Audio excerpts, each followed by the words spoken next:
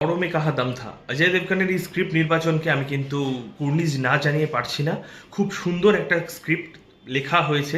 Neeraj পান্ডের script এবং খুব পছন্দের একজন director as well as script writer. তো ট্রেলারটা দেখে খুব ভালো লাগছে। একটা এত সুন্দর একটা ভালোবাসার কথা বলা হয়েছে ট্রেলারে, যেটা কিন্তু মন ছুঁয়ে যাওয়ার মতো। তো সবাই গিয়ে ট্রেলারটা দেখো, খুব ভালো লাগবে।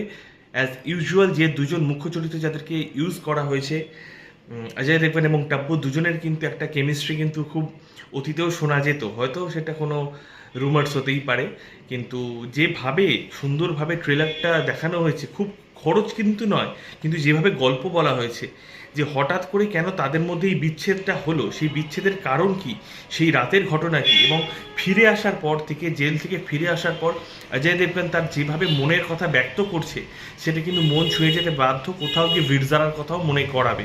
তো সবাই গিয়ে দেখো অবশ্যই।